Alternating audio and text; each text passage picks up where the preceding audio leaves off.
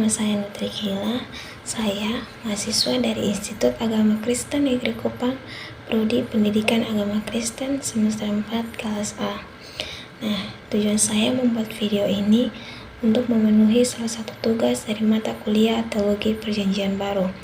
Nah, dalam video ini saya akan membahas tentang konsep percaya dalam Perjanjian Baru, dan juga saya akan membahas tentang konsep percaya juga dalam Perjanjian Lama. Selamat mendengarkan. Nah, yang pertama kita akan terlebih dahulu mengetahui apa itu percaya. Nah, percaya menurut Kamus Besar Bahasa Indonesia diartikan dalam 4 hal. Yang pertama, mengakui atau yakin bahwa sesuatu itu benar-benar ada dan nyata. Yang kedua, menganggap atau yakin bahwa sesuatu itu benar-benar ada. Yang ketiga, menganggap atau yakin bahwa seseorang itu jujur atau tidak jahat dan sebagainya. Dan yang terakhir, yakin atau memastikan akan kemampuan atau kelebihan seseorang atau sesuatu bahwa akan ada memenuhi harapannya dan sebagainya. Nah, yang berikut kita akan masuk dalam konsep percaya dalam Alkitab, yaitu Perjanjian Baru dan Lama. Nah, di sini saya mengambil beberapa poin, yaitu yang pertama dari Alkitab, yaitu Perjanjian Baru dan Perjanjian Lama, konsep percaya menurut Yesus Kristus, Rasul Paulus, dan juga Injil-Injil sinoptik. Yang pertama, menurut Alkitab. Nah, menurut Alkitab, kepercayaan berarti memiliki keyakinan atau ketergantungan pada Allah. Kepercayaan ini melibatkan memiliki kesetiaan, loyalitas, komitmen kepada Allah, serta ajaran-ajarannya. Kepercayaan juga memiliki keyakinan bahwa Allah adalah Allah yang sejati dan bahwa Dia telah menyelesaikan dosa-dosa dengan kematian Yesus Kristus. Kepercayaan ini melibatkan ketergantungan pada Allah sebagai juru selamat dan Allah, serta memiliki keyakinan bahwa Dia akan memberikan keselamatan dan kehidupan kekal kepada mereka yang percaya kepadanya. Nah, yang kedua adalah konsep percaya menurut Perjanjian Baru. Nah, dalam Perjanjian Baru, kata percaya merupakan suatu tindakan yang begitu penting dan sangat fundamental dalam sebuah hubungan antara manusia dengan Tuhan, di mana kata percaya merupakan kata kerja yang artinya mempercayai, percaya, dan setia. Dapat kita lihat dalam Perjanjian Lama juga, dalam bahasa Ibrani berasal dari kata kerja emunah atau aman, yang berarti percaya, mempercayai, atau memiliki kepercayaan. Sedangkan dalam Perjanjian Baru, dalam bahasa Yunani untuk kata percaya adalah pisteuo, artinya percaya atau memiliki keyakinan. Kata kepercayaan atau iman menyatakan akan perilaku kita terhadap Tuhan. Sehingga percaya merupakan suatu hubungan pribadi kita dengan Tuhan. Oleh sebab itu, di dalam percaya berarti hidup dalam persekutuan dengan Tuhan, yaitu dengan menaruh hidup kita akan kepercayaan kita kepada Tuhan. Karena itu, percaya lebih daripada mengakui akan adanya Tuhan. Nah, dalam Perjanjian Baru juga, konsep percaya atau iman kita memiliki makna yang sangat luas dan kompleks. Iman Kristen diwujudkan sebagai suatu sikap yang mempercayai Allah dan Yesus Kristus, serta mempercayai janji-janji kasih karunia Allah yang dinyatakan kepada Yesus. Iman ini melibatkan komponen makna pertama, yaitu percaya bahwa Injil tentang Yesus itu benar dan mempercayakan diri kepada Yesus dengan komitmen akan setia dan taat kepadanya. Nah, dalam PB juga, percaya juga dilihat sebagai kewajiban untuk memuliakan Allah dengan hidup kita, serta untuk memisahkan diri dari yang jahat dan mendekatkan diri kepada Allah dalam suatu persekutuan yang akrab dan intim melalui penyerahan diri, penyembahan, dan juga pelayanan. Yang berikut kita akan membahas tentang konsep percaya menurut Yesus Kristus. Nah, dalam pandangan Yesus sendiri, di mana kepercayaan berarti mempunyai akan keyakinan dan ketergantungan pada Yesus sebagai juru selamat. Dan dalam pandangan Yesus juga, kepercayaan juga berarti memiliki akan kesetiaan, kepercayaan juga memiliki akan komitmen serta ajaran-ajarannya. Sehingga dalam hal kepercayaan ini melibatkan akan keyakinan bahwa Yesus Kristus adalah Allah yang mewujudkan dirinya sebagai manusia, dan bahwa Yesus telah menyelesaikan dosa-dosa manusia dengan kematiannya di atas kayu salib, dan juga memiliki keyakinan bahwa Ia akan memberikan keselamatan dan kehidupan kekal bagi kita setiap orang yang percaya kepada Tuhan.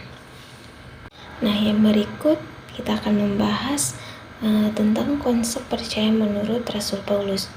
Nah, Rasul Paulus ini mempunyai akan suatu kepercayaan yang begitu kuat kepada Allah dan juga kepada Yesus Kristus. Dan kepercayaan ini berawal dari pertobatan Rasul Paulus yang sebelumnya dia dikenal sebagai Saulus, sebagai seorang penganiaya Kristus. Juga setelah pertobatannya, Paulus menjadi salah satu pemimpin Kristen yang paling berpengaruh dan juga berjuang keras agar dapat menyebarkan akan Injil bagi orang yang bukan orang Yahudi. Nah, terdapat beberapa ayat Alkitab yang menggambarkan akan kepercayaan Rasul Paulus. Di antaranya itu yang pertama, karena bagiku hidup adalah Kristus dan mati adalah keuntungan. Kita bisa lihat dalam kitab Filipi pasal 1 ayat yang ke-21. Dan yang kedua, aku menghendaki saudara-saudara supaya kamu tahu bahwa apa yang terjadi atasku itu justru telah menyebabkan kemajuan Injil, sehingga telah jelas bagi seluruh istana dan semua orang lain bahwa aku dipenjara karena Kristus. Kita bisa lihat dalam Filipi pasal 1 ayat 12 hingga ayatnya yang ke-14. Dan yang ketiga, itulah sebabnya aku menderita semua ini, tetapi aku tidak malu karena aku tahu bahwa Dia berkuasa memelihara apa yang telah dipercayakannya kepadaku hingga pada hari Tuhan. Nah, dalam 2 Petrus pasal yang pertama ayatnya yang ke-5 sampai ayatnya yang ke-7, dari ayat ini ada beberapa poin yang penting yang dapat kita lihat dan dapat kita ambil dan dapat kita pelajari juga, yaitu yang pertama pengetahuan, kebajikan, penguasaan diri, ketekunan, dan kasih. Nah, dalam pengetahuan merupakan pemahaman atau kesadaran yang dimiliki oleh setiap orang yang memiliki fakta, konsep, prinsip, atau informasi lain yang diperoleh melalui pengalaman, belajar, atau observasi. Nah, dalam Alkitab, pengembangan pengetahuan dianggap penting sebagai seperti yang tercantum dalam kitab Amsal pasalnya yang keempat ayatnya yang ke-7 yang mengatakan hikmat adalah yang utama, oleh sebab itu perolehlah hikmat dan dengan segala kepintaranmu perolehlah pengertian. Namun di sisi lain, peringatan diberikan bahwa pengetahuan tanpa cinta atau ketaatan terhadap Allah mendapat menjadi sia-sia. Dapat kita lihat dalam 1 Korintus pasal 8 ayatnya yang pertama. Oleh karena itu dalam pandangan Kristen penting untuk memperoleh pengetahuan yang benar dan menggunakannya dengan bijaksana dalam kerangka ketaatan dan cinta kepada Tuhan. Nah, yang berikut adalah kebajikan. Tentunya arti dari kebajikan ini mengajarkan kepada kita bahwa dalam percaya kepada Yesus Kristus berarti kita memiliki akan kepercayaan sepenuhnya dengan hati dan mematuhi akan berbagai perintah-perintah Tuhan. Nah, ada beberapa mengenai kebajikan yang dapat memperkuat akan iman percaya kita kepada Yesus. Di antaranya yang pertama yaitu kebajikan iman menuntut kita untuk dapat berusaha sekuat tenaga dalam mencari dan mengetahui apa yang Allah wahyukan kepada kita. Sebab iman merupakan kepercayaan yang teguh akan kebenaran yang dinyatakan oleh Tuhan. Karena itu kebajikan iman mendorong kita agar terus belajar tentang iman kita. Yang berikut tentang ketekunan. Ketekunan kepada Yesus Kristus ada dua sudut pandang Kristiani yang berbeda mengenai ketekunan orang saleh, yaitu yang pertama sudut pandang Arminius yang menyatakan bahwa orang Kristen sejati dapat berpaling dari Allah dan tidak bertekun. Sudut pandang ini konsisten dengan konsep keselamatan bahwa setiap manusia mempunyai kehendak bebas. Ialah logis bahwa jika kehendak bebas itu manusia menentukan keselamatannya, maka adalah mungkin untuk orang itu memilih untuk menolak Allah dan kehilangan keselamatannya dari Tuhan. Yang terakhir adalah kasih. Hukum yang dihayati dan dijalankan dengan kasih mengantar setiap orang beriman kepada pengalaman akan kasih Allah. Nah, setiap kita tentu ingin mengalami apa yang dinamakan sukacita yang penuh. Lalu bagaimana dengan kita yang memperjuangkannya atau memperolehnya? Yesus dengan jelas memberikan jawaban. Jikalau kamu menuruti perintahku, kamu akan tinggal di dalam kasihku seperti aku menuruti perintah Bapakku dan tinggal di dalam kasihnya. Nah, sukacita yang sempurna hanya berasal dari perbuatan kasih yang seturut dengan perintah Yesus. Nah, yang berikut adalah konsep percaya menurut Injil-Injil sinoptik. Nah, Injil-Injil sinoptik ini kita sudah tahu bahwa Injil-Injil sinoptik ini yang pertama adalah Matius, Markus, dan Lukas. Nah, ketiga ini memiliki sudut pandang yang sama dalam menceritakan kehidupan dan ajaran Yesus. Nah, dalam kitab-kitab Injil sinoptik, para penulis mencatat apa yang mereka alami secara tepat dan kepercayaan mereka mengenai siapa itu Yesus sesuai dengan apa yang Yesus sendiri inginkan agar para pembaca percaya mengenai dirinya, dan mereka mencatat pengajaran Yesus serta mujizat-mujizat dan kisah-kisah tentang Yesus dengan tujuan untuk memperkenalkan Yesus dengan Mesias dan Anak Allah. Nah, dalam Injil-Injil sinoptik ini juga Yesus tidak disebut sebagai Anak Allah karena dia adalah Mesias, tetapi karena hubungannya yang unik dengan Allah sebagai anaknya. Injil-Injil sinoptik juga menekankan bahwa Yesus adalah Tuhan, dan gelar tersebut memiliki arti yang sangat tinggi bagi orang-orang percaya.